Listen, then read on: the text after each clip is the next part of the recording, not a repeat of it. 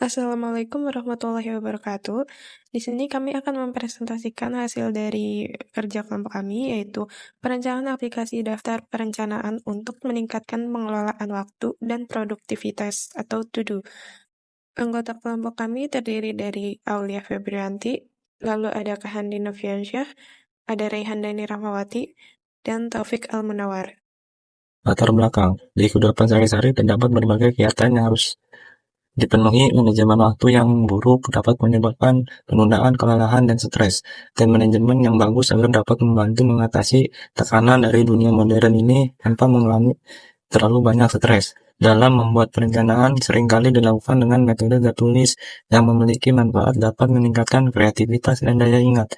Kekurangan metode ini aksesibilitas terbatas, tidak ada fitur pengingat, pencarian informasi memakan waktu, sulit untuk diedit.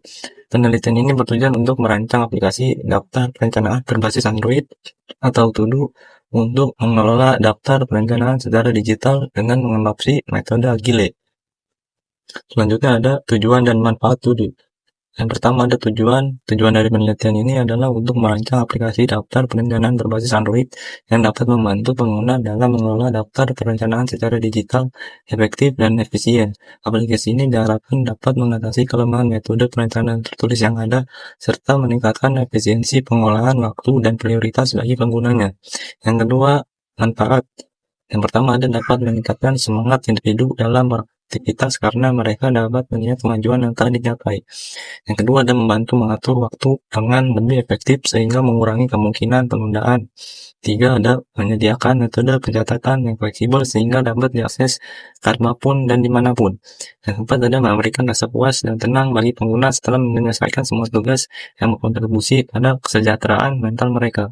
Perkenalkan, nama saya Raihandani Rahmawati. Di sini saya akan melanjutkan presentasi dari rekan saya sebelumnya. Selanjutnya ada analisis kebutuhan berjalan.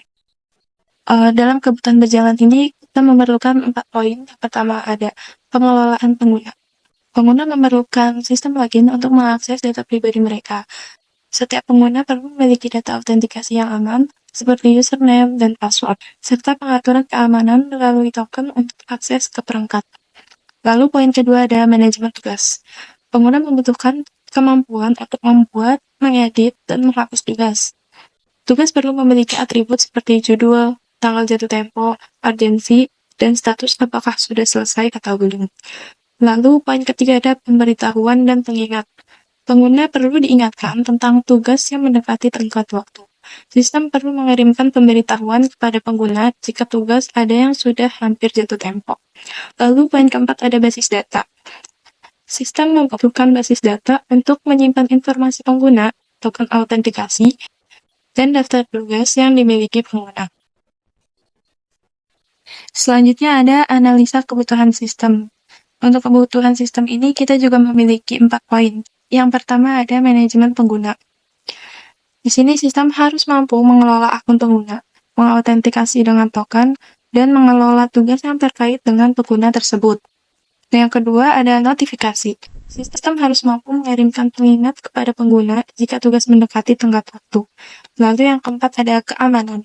Sistem harus memastikan bahwa hanya pengguna yang sah yang bisa mengakses data mereka dengan mengimplementasikan autentikasi yang aman melalui username, password, dan token. Lalu yang keempat ada database.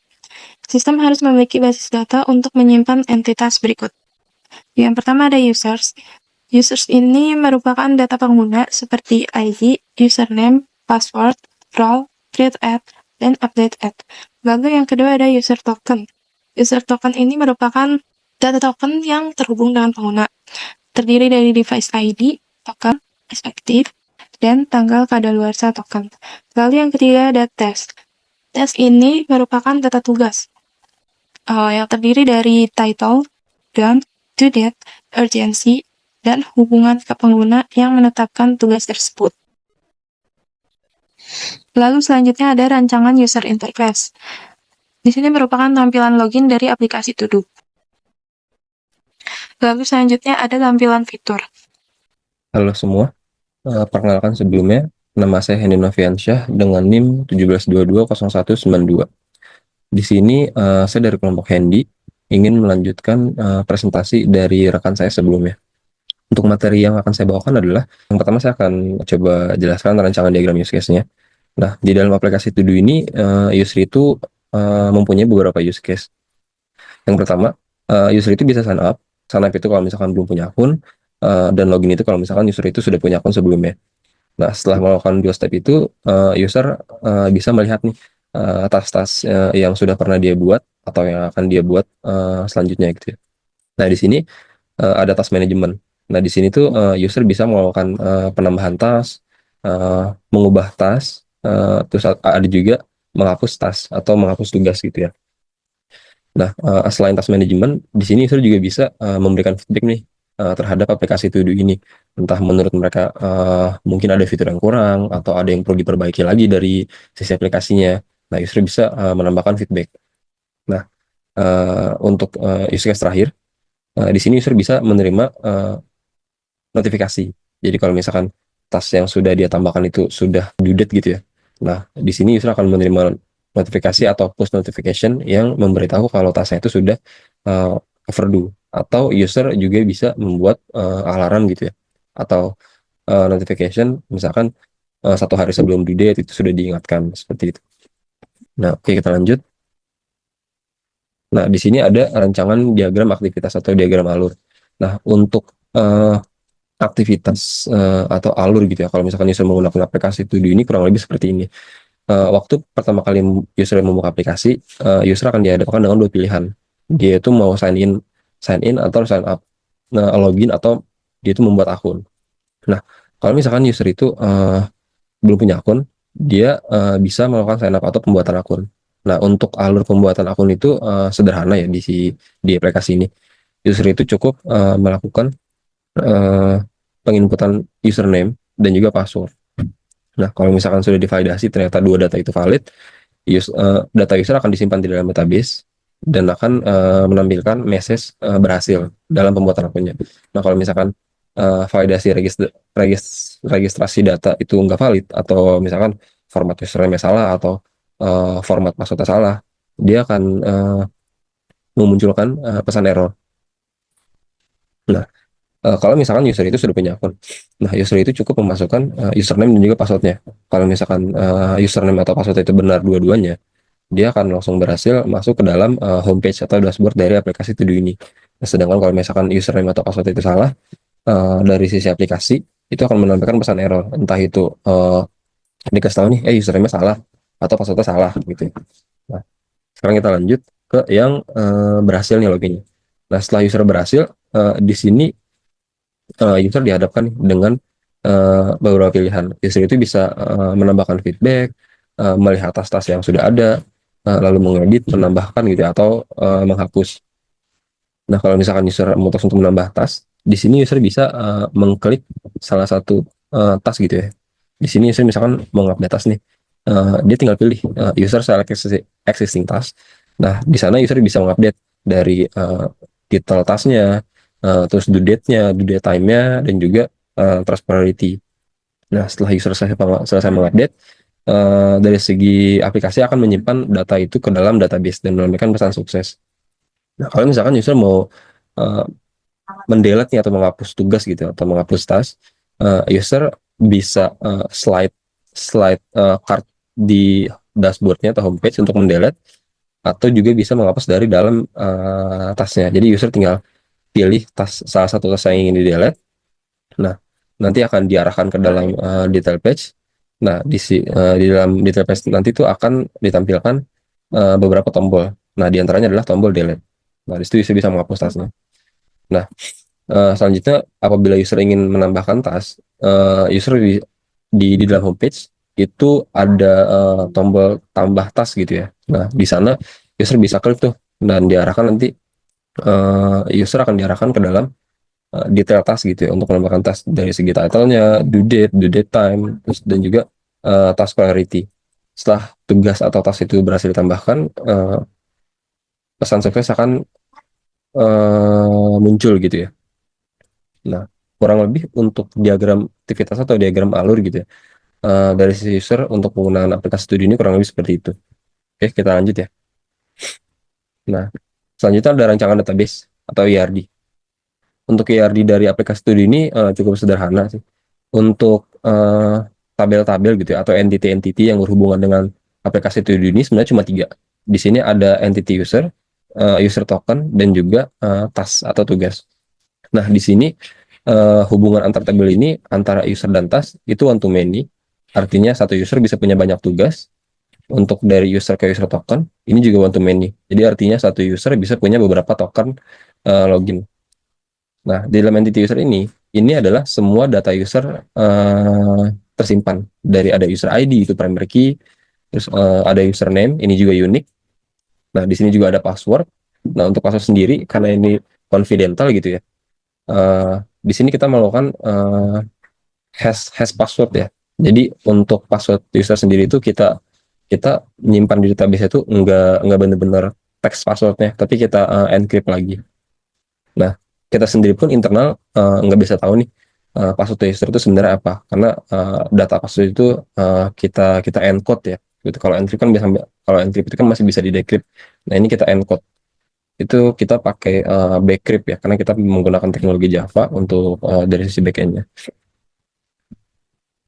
Nah, untuk user token sendiri ini adalah kumpulan token ya dari user yang generate. Jadi kan ini one to many ya. Jadi satu user bisa punya banyak token. Nah, ini tuh gunanya untuk kita historical data nih. Jadi kita nyimpan history token yang sudah di generate sama si user yang akan kita kembalikan di kemudian hari, entah itu untuk validasi, untuk analitik mungkin. Nah, terus di sini ada entity task.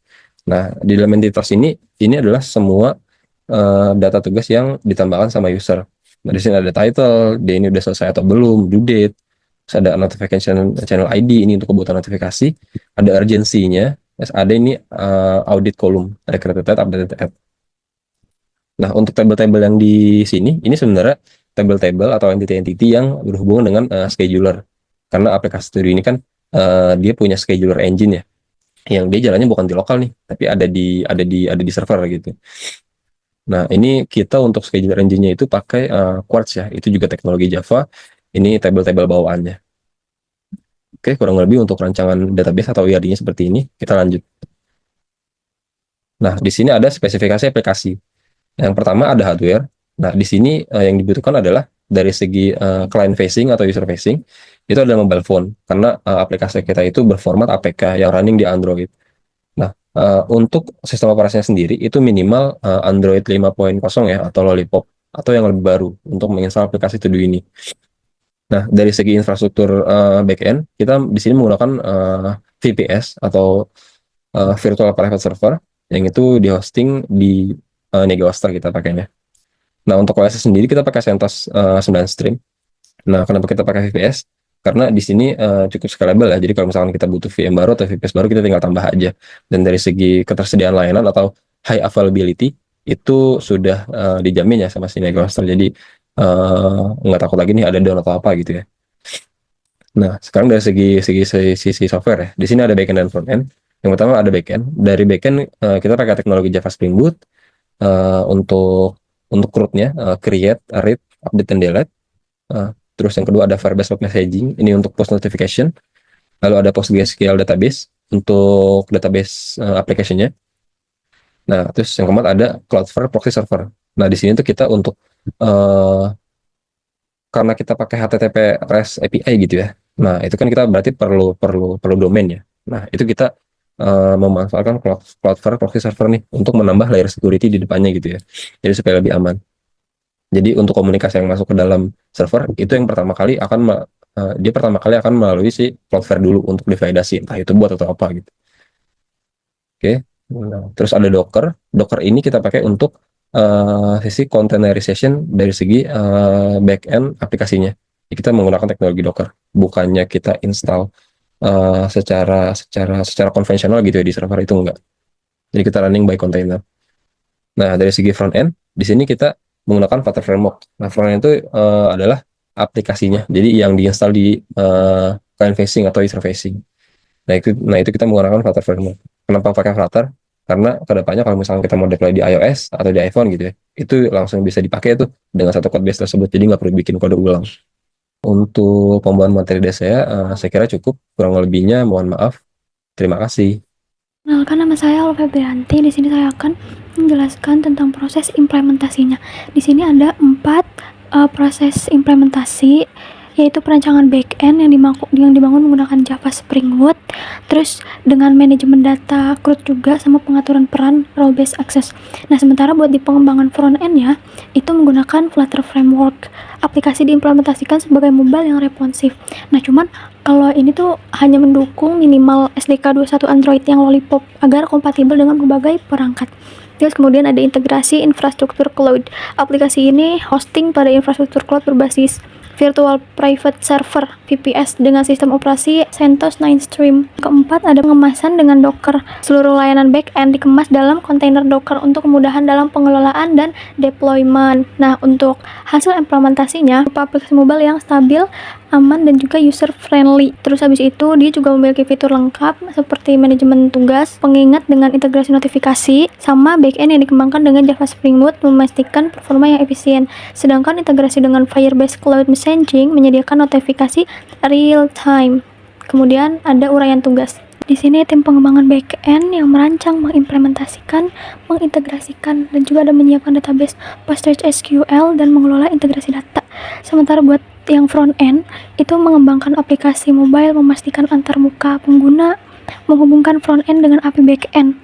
Terus ada juga tim DevOps yang mengelola infrastruktur VPS dengan CentOS 9 Stream, mengatur pengamanan dengan Cloud Proxy Server, terus menyusun dan menjalankan kontainer Docker untuk deployment. Ada juga tim Quality Assurance menyiapkan skenario pengujian untuk memastikan kualitas dan kendala aplikasi.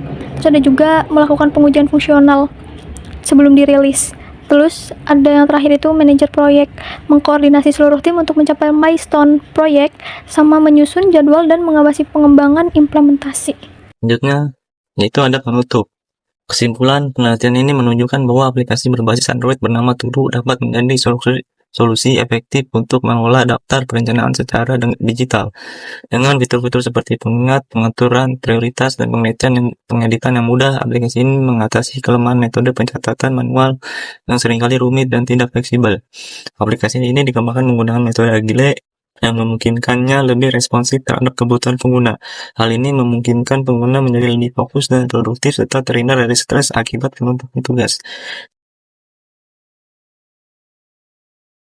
Saat masuk, kita akan berada di halaman sign in. Jika tidak memiliki akun, kita akan diminta untuk sign up. Lalu kita akan masuk ke halaman pertama. Di sini ada fitur logout, feedback, dan add text. Kita akan mencoba untuk logout terlebih dahulu. Setelah logout, kita akan diarahkan ke halaman sign in. Setelah sign in, akan ditampilkan halaman to do text. Lalu kita coba fitur feedback. Setelah submit feedbacknya, akan muncul notifikasi sukses. Lalu kita akan mencoba membuat tes. Kita bisa ketik di sini untuk title-nya.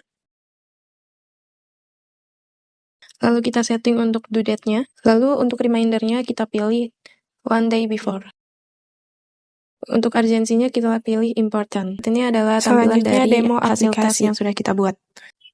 Lalu kita akan membuat beberapa tes yang mendekati due date. Nanti kalian bisa melihat perbedaannya dari titik-titik di sampingnya.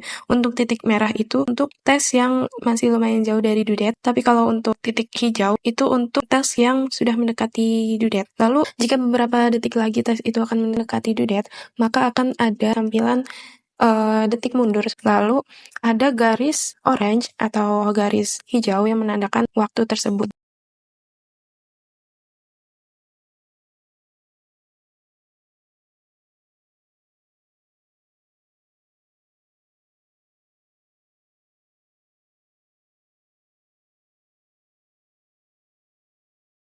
Kita bisa slide ke kiri untuk menghapus tesnya.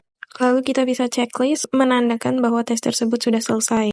Sekian presentasi dan demo dari aplikasi kelompok kami. Kurang lebihnya mohon maaf. Terima kasih. Wassalamualaikum warahmatullahi wabarakatuh.